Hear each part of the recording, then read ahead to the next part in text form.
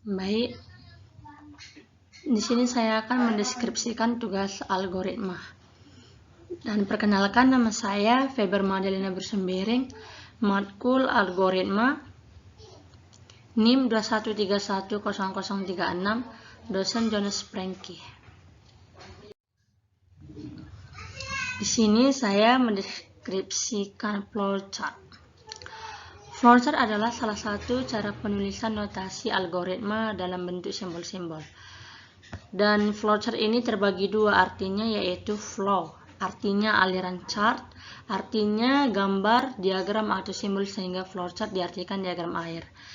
Dan flowchart yang benar adalah sudah cukup untuk menggambarkan algoritma beberapa bahasa program yang berbeda. Nah, jenis-jenis simbol flowchart itu ada terbagi 6, yaitu yang pertama, flow line atau arah aliran, mengatur arah aliran flowchart seperti tanda panah. Dan yang kedua, terminator atau terminal, mulai dan mengakhiri flowchart. Yang pertama yaitu start atau end. Nah, yang ketiga, output atau input, untuk output atau output yaitu data. Dan yang keempat, decision atau kondisi, untuk menentukan keputusan atas beberapa pilihan atau kondisi kemungkinan yang ada. Dan kelima, looping, untuk mengerjakan perulangan selama kondisi perulangan. Dan keenam, proses, untuk mengerjakan proses atau perhitungan dalam flowchart terdiri atas dua, yaitu pakai konektor penghubung flowchart pada halaman sama, dan off pakai konektor hubungan flowchart yang berbeda. Dan tips diagramnya yaitu ada 5, start atau mulai, input, proses, output, dan diakhiri end atau akhir. Nah, contoh pertama yaitu start, input, kol, kentang, bawang, cabai, belanjaan sama dengan kol, kentang, bawang, cabai, output, print belanjaan, dan diakhiri dengan end. Dan kode programnya yaitu CLS, input belanjaan pertama kol, belanjaan kedua kentang, belanjaan ketiga bawang, belanjaan keempat cabai. Belanjaan sama dengan kol tambah kentang tambah cabai. Print total belanjaan keempat, belanjaan kol 25.000, belanjaan kentang 10.000, belanjaan bawang 15.000, belanjaan cabai 20.000, dan jumlahnya semua 70.000.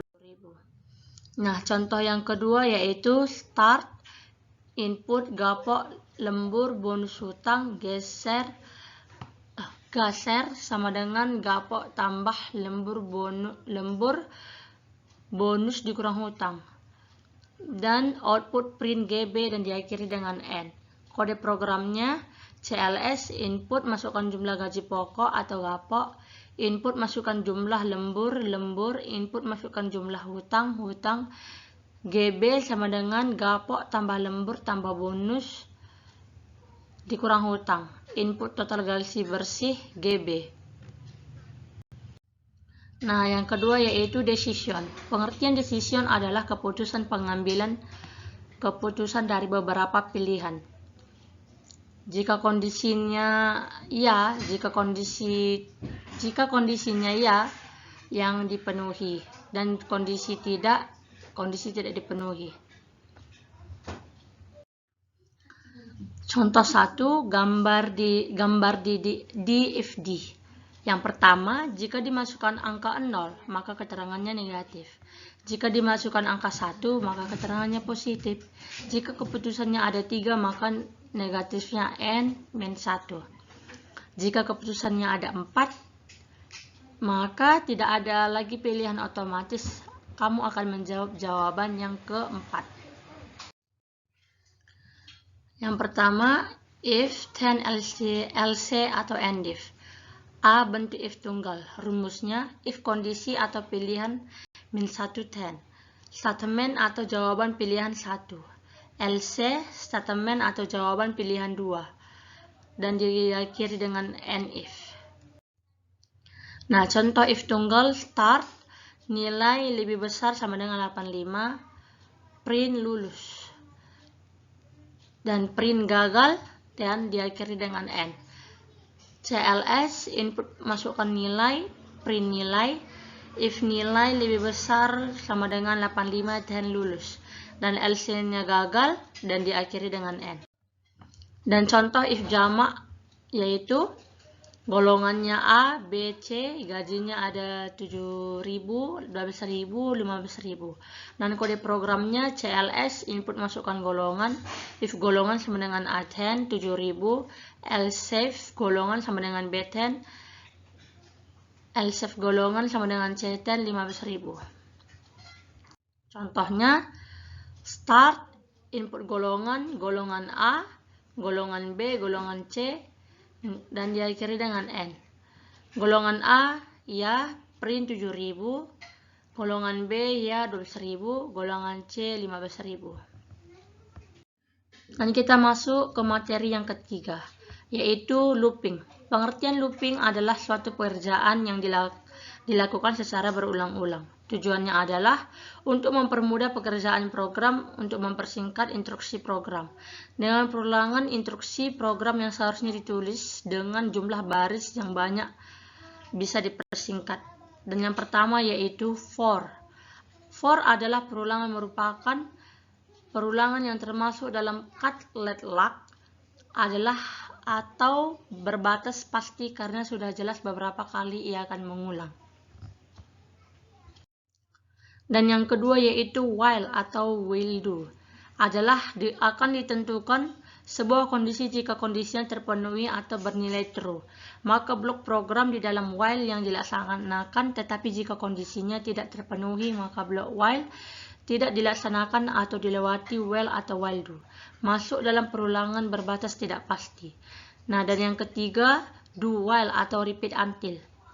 Perulangan ini termasuk juga ke dalam perulangan contact lock terbatas tidak pasti karena tidak tentukan nilai awal dan akhir. Contoh loopingnya adalah start, basahi kedua tangan, sabuni tangan, gosok atau kucek-kucek, periksa kebersihan tangan, bilas kedua tangan, keringkan kedua tangan sudah bersih, dan diakhiri dengan N.